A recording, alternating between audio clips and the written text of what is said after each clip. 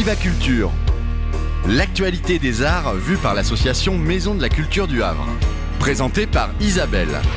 Viva Culture, l'émission de la culture dans toutes ses découvertes.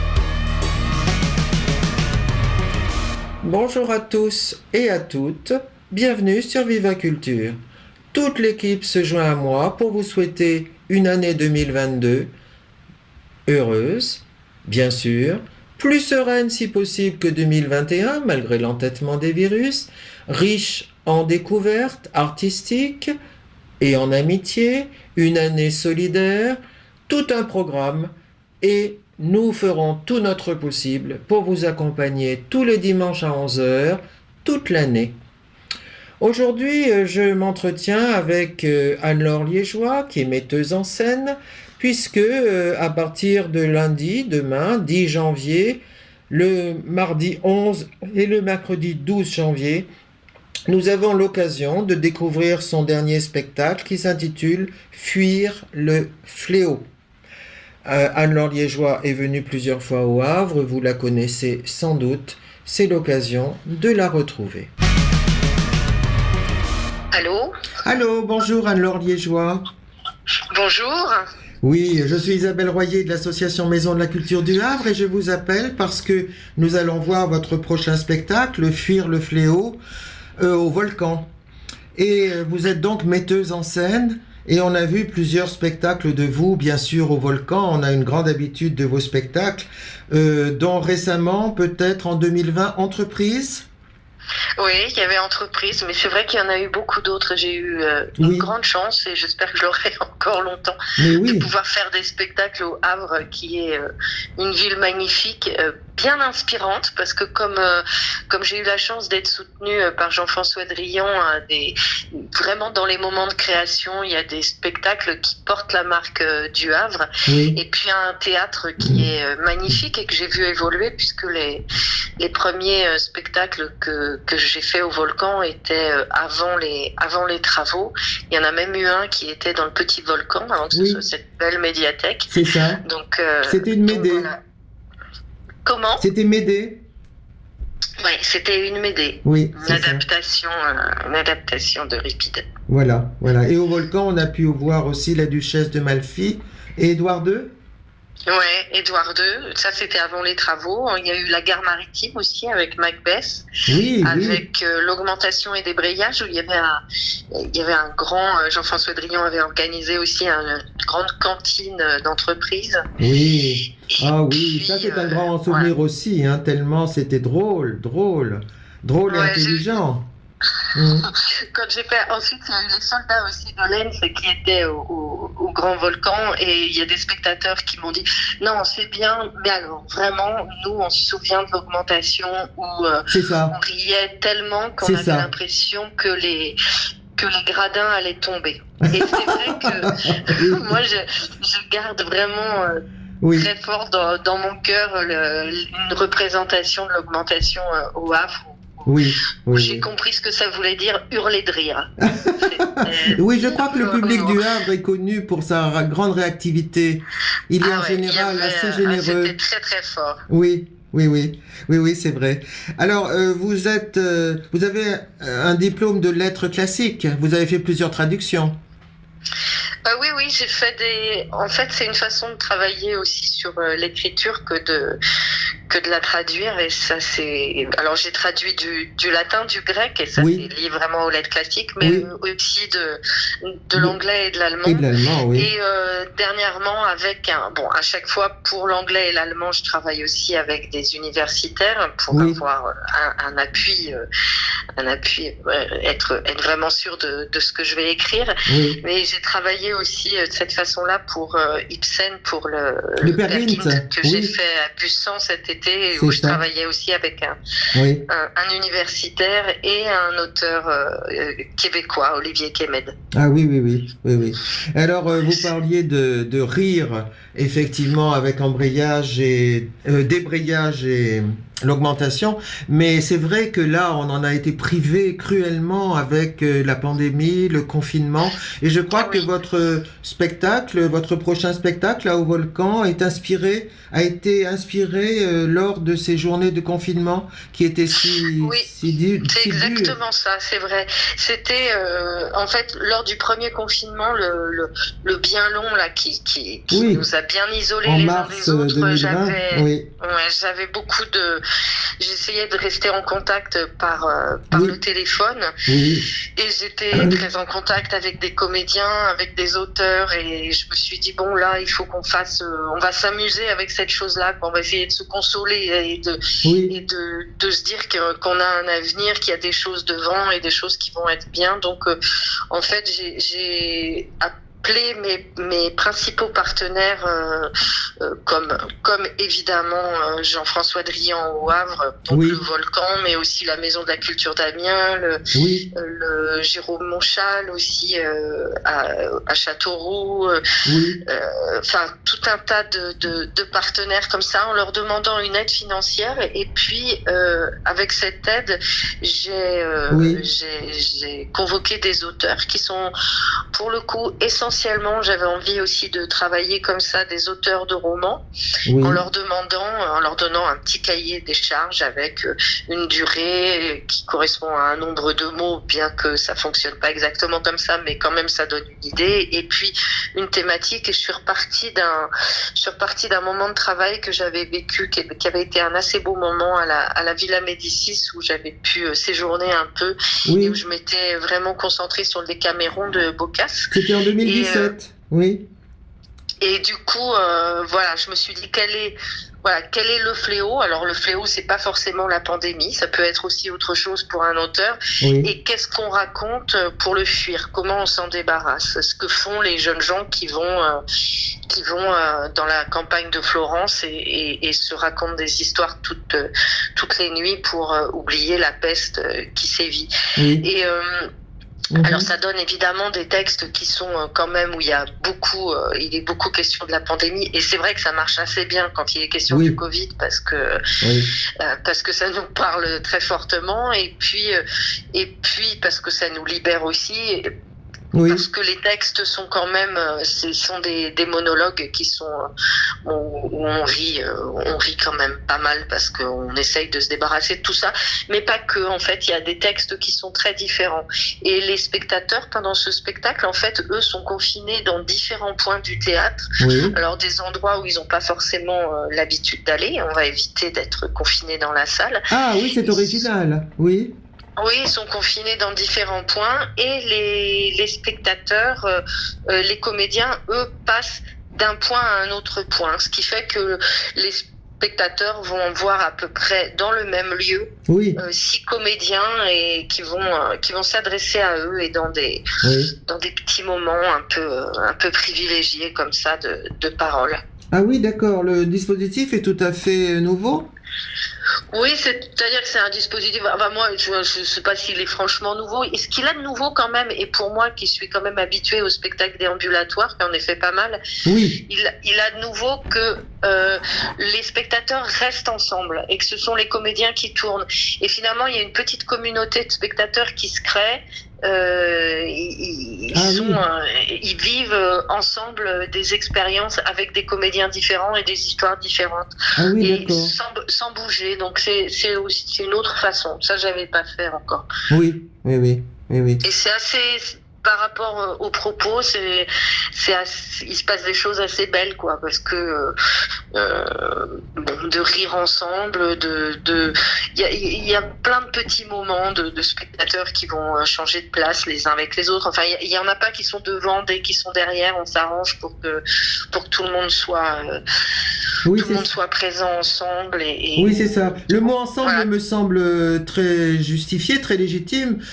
Très judicieux, puisqu'on a été privé de contact assez longuement pendant l'épidémie, et l'autre est presque pas un étranger, mais enfin quelqu'un qui peut nous passer la maladie, donc on peut se méfier, on met son masque, bien sûr. C'était particulier comme contacts sociaux. Ouais. Là, c'est vraiment ça, c'est être ensemble. Alors, au début, quand j'ai inventé le spectacle, il était question d'avoir des chaises à 1,50 m les unes des autres. Donc, j'avais vraiment construit tout un parcours avec justement des chaises c'était un moment où on disait qu'il fallait désinfecter toutes les 2 heures les chaises. Donc, il y avait tout ça qui était prévu et dont on essayait un peu de se jouer aussi. Alors là, on a pu jouer le spectacle sans ces conditions-là. Enfin, c'est vrai que chaque jour, je me dis pourvu qu'on arrive encore à pouvoir rencontrer les spectateurs et à pouvoir être ensemble tous, quoi. Oui, c'est vrai qu'en ce moment, avec les nouveaux variants, on est encore dans l'inquiétude de ce qui va se passer. Oui. Ouais. Mais par exemple, vous dites que tous les textes n'ont pas été inspirés par la Covid.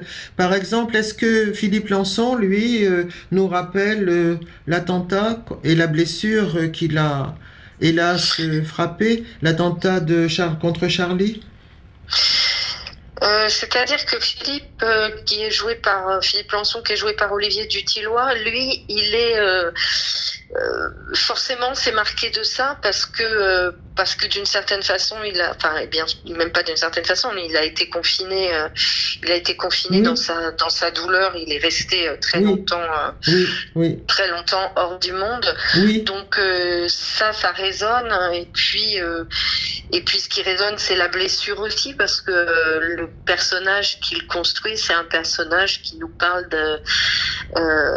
qui est enfermé, qui est en plein confinement et qui utilise un épluche-con. C'est-à-dire que ce qu'il va faire, c'est qu'il va éplucher sa connerie méthodiquement tous les matins. Alors c'est à la fois drôle, à la fois terrible. Et voilà. C'est un texte où les spectateurs rient et forcément ça sonne, quoi. Mais il a écrit un texte magnifique avec le lambeau. Oui, il a écrit là un très beau texte. Qu'il a d'ailleurs ensuite passé dans Charlie Hebdo en partie, je crois. Oui, c'est ça. Donc, peut-être que certains spectateurs auront lu le texte qu'on lui a commandé dans Charlie. Oui. Et Laurent Mauvigné, lui aussi, qu'est-ce qu'il a inspiré? Laurent Mauvigné, lui, c'est vraiment, il parle de ce confinement, de cette maladie et c'est un très très beau texte. C'est un très beau texte. Alors, je vous dis les textes là, je vous parle de Lançon, de Mauvigné, mais ils sont pas forcément tous présents parce qu'il y a 18 textes. Ah oui. Et il y en a 6 de joués par représentation. Entendu. Donc les spectateurs peuvent avoir ces textes-là ou ne pas les avoir. Il y a aussi parce qu'il y a ces auteurs qui sont très connus comme Marie Nimier aussi, Nathalie Azoulay. Il y a un très beau texte de Scholastique Mukasonga aussi. Il y a des auteurs comme ça très Leslie Kaplan qui ont eu des prix. Et puis il y a des auteurs. Il y a une magnifique autrice québécoise, Rebecca Deraspe, qui a écrit un texte aussi qui est là, enfin ce qui est assez assez beau moi ce qui me touche dans le spectacle, un peu comme c'était pour Embouteillage, c'est que il y a des auteurs connus, il y en a qui sont moins connus et qui le seront, et tout le monde marche dans une même direction. Mais tous les textes ne sont pas à chaque fois joués. C'est les comédiens en fait qui définissent les textes. Les comédiens, ils ont chacun 2 textes. Et ce que je voulais aussi, c'était que ce spectacle-là se joue donc avec 6 comédiens, mais il y a un volet de 9 comédiens. Et en fonction des présences des uns des autres, parce que ils sont en train de faire un autre spectacle. Enfin, l'idée, c'est vraiment de se dire, voilà, là, il y a du travail, il faut qu'on le prête. Tu peux pas être là parce que là, t'es en répétition. C'est pas pour ça que le spectacle se jouera pas. Il y a un tel qui vient et qui joue. Voilà, donc on est. C'est assez. C'est vraiment le spectacle fait pour des conditions, quand on est en conditions compliquées. Et c'est un spectacle. De la même façon, j'ai voulu très peu cher, avec très peu de moyens techniques, et pour que les lieux aient aussi, parce que les lieux sont aussi en difficulté, et puis on peut aller, on a été privé de théâtre, et là on va visiter le ventre du théâtre, donc on rentre un peu plus dans le concret du théâtre. Oui, c'est ça. D'ailleurs, le Volcan avait commencé sa saison avec la Cité Merveilleuse, qui permettait à des gens qui n'étaient jamais rentrés au Volcan d'aller le visiter jusqu'en haut. Ah ouais, voilà. Oui. Vous avez travaillé avec votre compagnie habituelle, le Festin? Oui, c'est-à-dire que moi je travaille dans ma compagnie, des fois je fais des spectacles ailleurs, mais je travaille avec cette structure-là, et avec des comédiens qui sont comme Olivier Dutillois, Anne Giroir, qui étaient les deux comédiens de l'Augmentation, qui sont là. Anne et Olivier étaient là dans La Duchesse de Malfi, dans Édouard II, avec des comédiens, et puis il y a Nelson Raphaël Madel aussi, Isis Ravel, et puis il y a aussi Olivier Broche, Vincent Dissès, Nora Krief, des comédiens qui sont des camarades de théâtre, avec lesquels j'ai soit déjà un peu travaillé, soit travaillé là pour la première fois, et puis il y a d'autres fois qui viennent. C'était aussi, c'est vraiment des comédiens avec lesquels des fois, la vie, c'est comme ça, quoi. D'un seul coup, on est très proche de quelqu'un pendant une période. Et c'était les gens avec lesquels j'étais aussi très proche pendant une période où on était éloignés les uns des autres. Oui, c'est ça. Par exemple, avec Nora, on s'envoyait quasi tous les jours juste une photo de nos cheveux, parce que pendant le Covid, ça prenait des proportions délirantes. Donc on s'amusait avec ça. Voilà, Oui.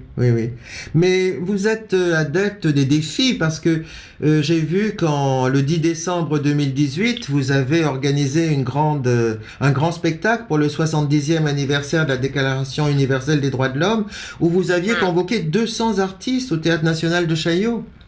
Ouais, ça c'était un gros défi. C'est un gros défi, oui. Ouais, j'aime bien, en fait j'aime bien les défis, j'aime bien m'amuser, quoi, j'aime bien réfléchir et m'amuser et essayer de faire, j'adore les grosses équipes, quoi, j'aime bien l'idée de la fête à plein, quoi. Oui, voilà. Et puis à plein, ça veut dire à plein d'écritures, plein de mots, plein d'auteurs, Et là, ce qui était formidable à Chaillot, c'est que c'était aussi toute une rencontre avec des chorégraphes et des danseurs, donc ça mêlait tout. Ça a été un très très beau moment, très, très intense, très investissant. Ça, c'est sûr que c'est des. Mais comme on aura tout à Avignon, au jardin Sécano. En juillet, je sais plus, 2017, je crois. Et là aussi, c'était tous les jours une nouvelle forme, avec des nouveaux textes, avec une cinquantaine de comédiens, une direction qui se faisait dès la fin de la représentation pour la préparation de la représentation du lendemain. Enfin, c'était des paris un peu physiques de fou, quoi. Voilà. Je suis adepte. Enfin, j'ai pas fait exprès. C'est comme ça. Des fois, j'aimerais bien des trucs un peu plus tranquilles, vous voyez. Mais en même temps, là, je crois que pour la reprise, c'est un peu pour les salles des défis aussi, parce qu'ils se demandent toujours si les spectateurs vont revenir. Et ils reviennent très prudemment. Bien sûr. Oui. Donc, on est tous en défi. Mais c'est intéressant ce que vous dites sur finalement la fête.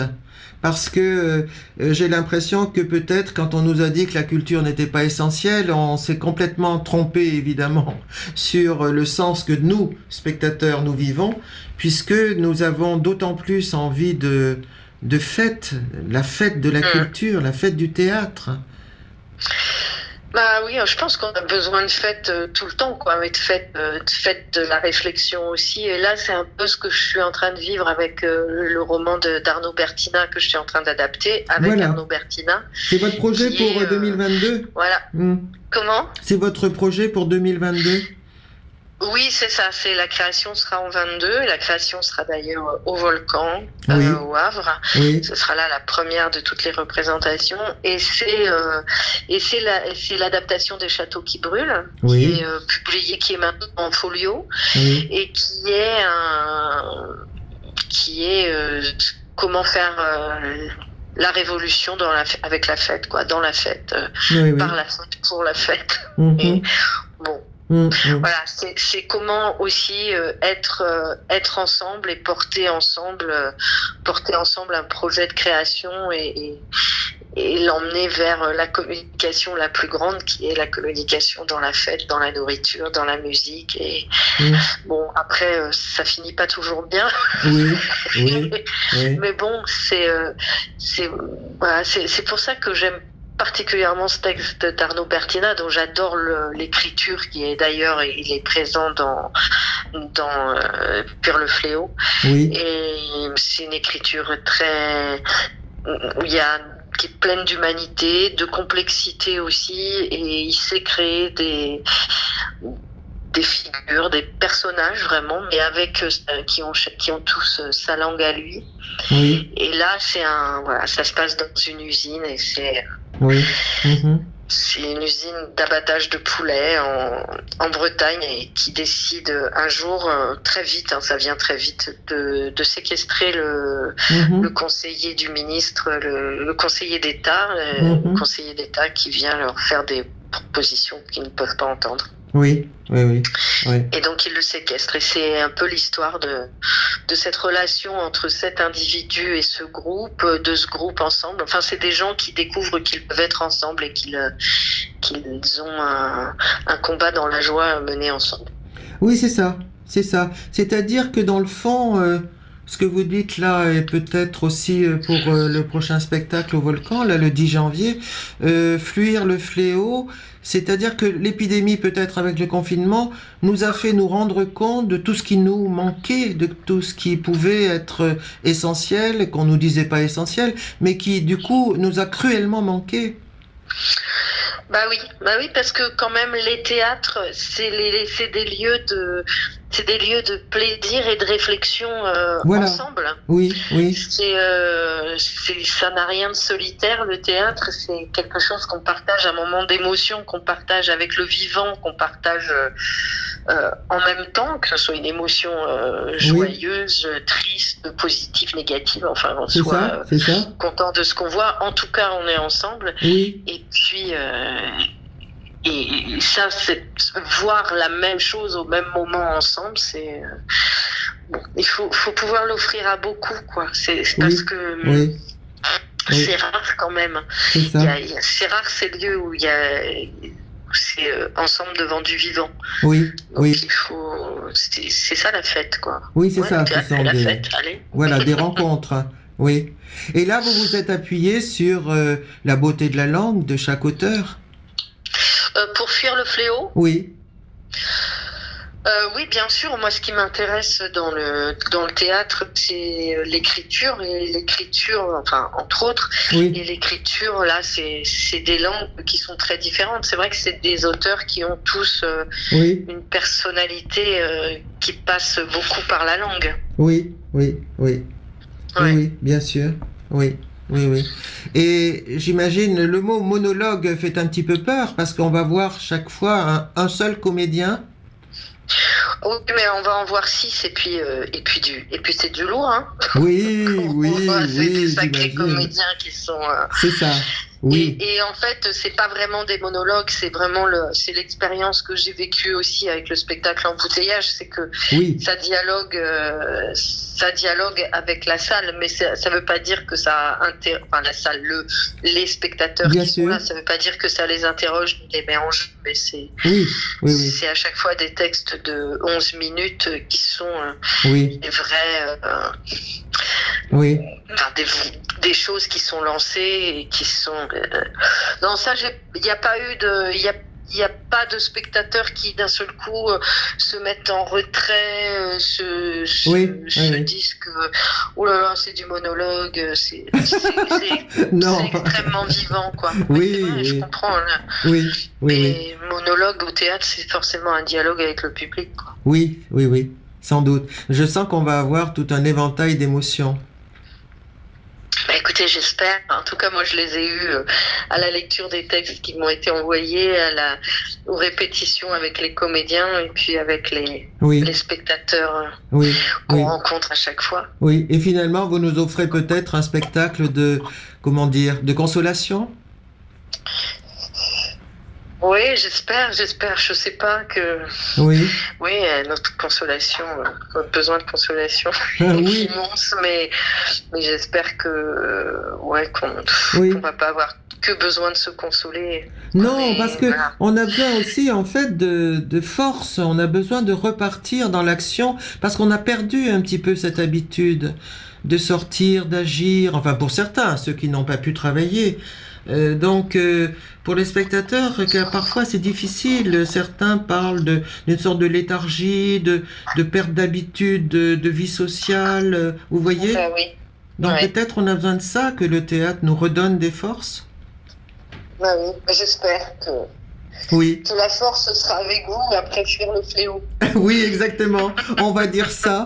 Alors écoutez, puisque notre émission est diffusée le 9 janvier, rendez-vous demain, dès le 10 janvier, le 11 et le 12, pour votre spectacle au Volcan. Voilà, avec plaisir. Voilà, merci beaucoup. Serai là. Merci Anne-Laure Liégeois. Merci. Au revoir, merci. Au revoir.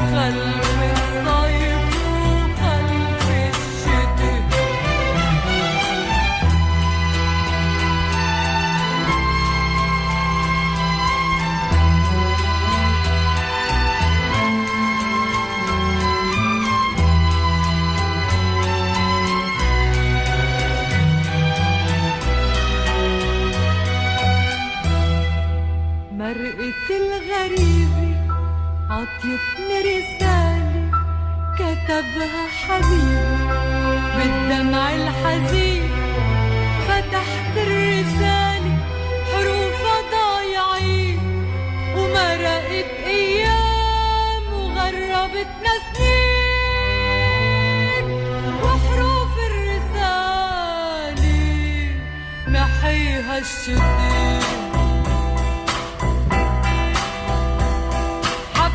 C'était Viva Culture, une émission proposée par l'association Maison de la Culture du Havre, présentée par Isabelle Royer, réalisée dans les studios de Westrack Radio par Mathieu Le Chevalier.